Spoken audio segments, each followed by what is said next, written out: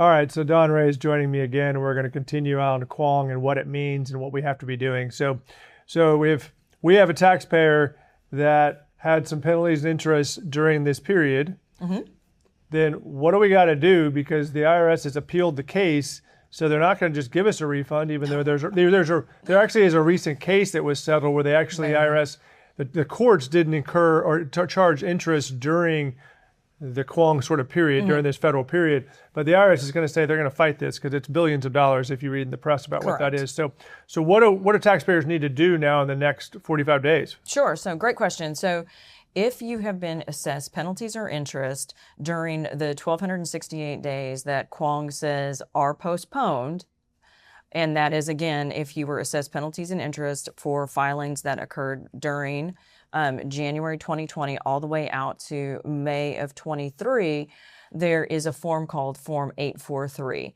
And on that form, you can request either a claim for refund if you did affirmatively pay penalties or interest, or a claim for abatement if you are still dealing with penalties that arose during that time period.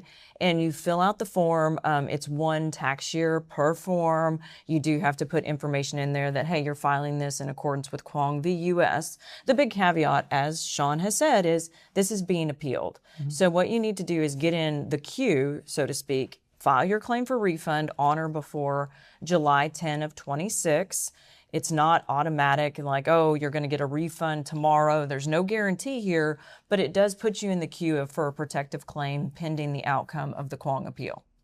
So two follow-ups on that. So we're already starting to see, we in the CPA world called it the ERC mills, where these groups got stood up and they started saying, we can get you all these ERC refunds, and they claimed government shutdown, and a lot of them were fraudulent.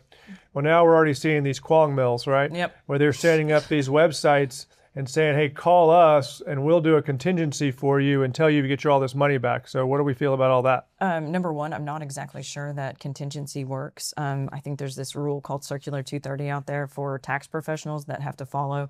And number two, there is no guarantee that there will be a refund. I will tell you, going through IRS appeals currently, IRS appeals officers on both coasts have indicated that because this is what is known as a case that is open for review and challenge and has been challenged, even at appeals, they're not considering it. So the idea of a mill just automatically getting you some sort of money back, it's not possible. Okay. So just as an example here, we know there's other penalties and interest, but let's just talk about a taxpayer who their 2020 tax return, they didn't timely make their ES payments. Sure, great question.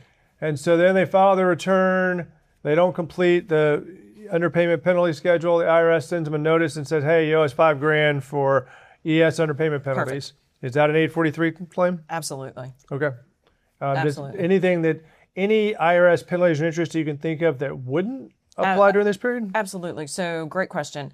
If you had a tax liability from years before, like the Kwong period started, and you haven't paid until way after the Kwong period started, there is a treas reg that is on point that says, hey, if this liability arose before the declared disaster period, and you paid it sometime after, you can't basically use this disaster period as a windfall.